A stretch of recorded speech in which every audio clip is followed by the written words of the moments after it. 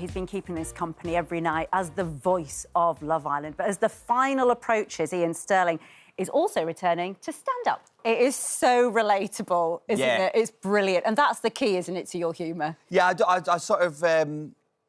the more I've been doing stand-up, the more it has sort of gone down this route of, like, just talking to people about their shared experiences. Just observational, brilliant Yeah, I'm just humour. observing stuff. I'm just sharing it with the world. Just sharing it with the world. Have you always had funny bones from a kid and stuff? Like, was everyone like, oh, Ian's the funny one? I think there's, like, two types of comedians, really. There's the ones that were sort of like the funny ones at school, and I basically just loved it, and I don't know if anyone's ever had, like, passion for it. And then I just felt like I had to do it. Like, I'm from Edinburgh, so they've got the Edinburgh Festival, so I've always seen all these, like, comedians growing up. And I think when you first start doing stand-up, a lot of people, when they're getting, like...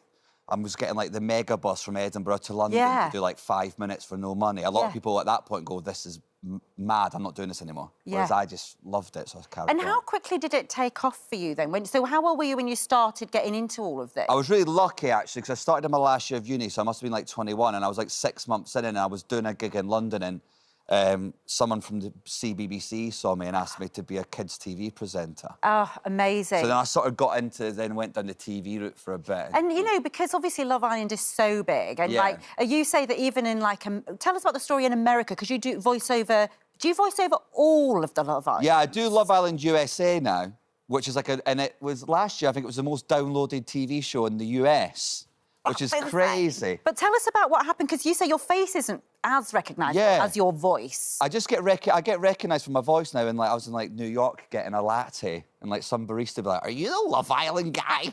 And I'm like, yeah. It blows my mind, man, especially, like, New York, sort of like that place from the films, like Spider-Man and stuff, so it's mad people know who you are out there. It's so great. And just tell us about how you ended up being the voice. To us, we can't imagine Love Island without you, right? So you are integral, as is the set. You are part and parcel of the sound and the feel of the whole show. It makes it what it is.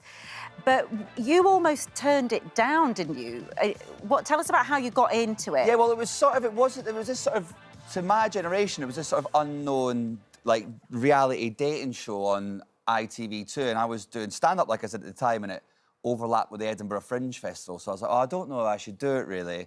And it went back and forth, but I was living with a comedian called Phil Wang at the time, brilliant guy, and he basically said, you do the Edinburgh Fringe Festival to get jobs on the telly, so surely you take the job on the telly. And I did, and then within about a week... The best careers advice you've ever had. Oh, my God, I take him for a steak dinner once a year, in fact. But, I've, like, for a week into Love Island, I was like, this is my vibe, this is so much fun.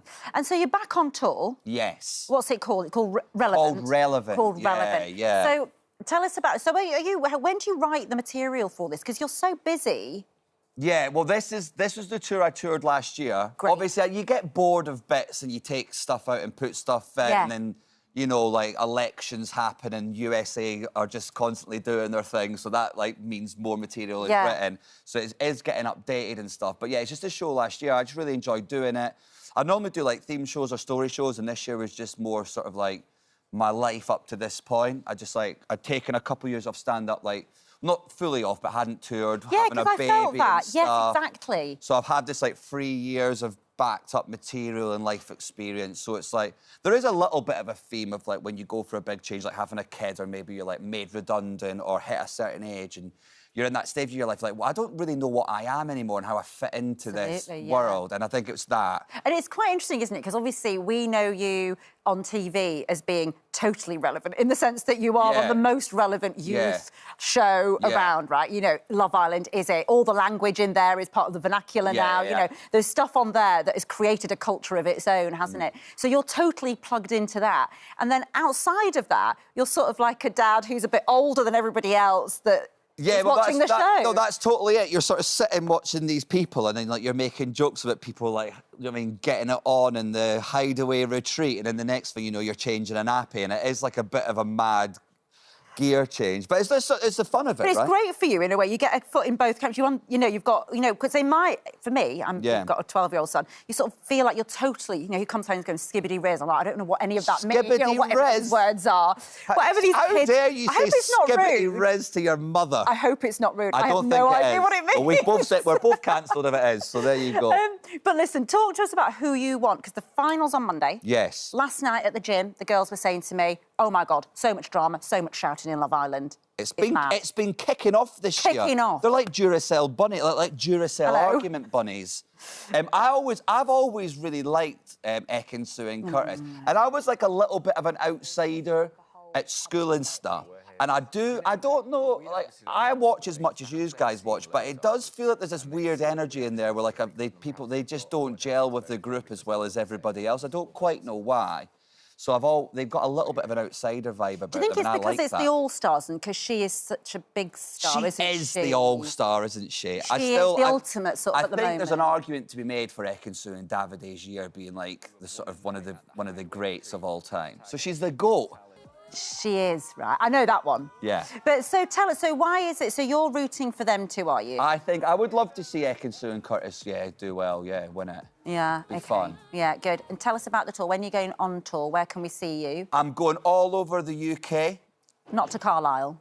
I done Carlisle last year. Did Carlisle last year. You're forgiven. You are forgiven. Late Feb it starts, and then, all over the UK. Amazing. Tickets still available. Yeah. Most places.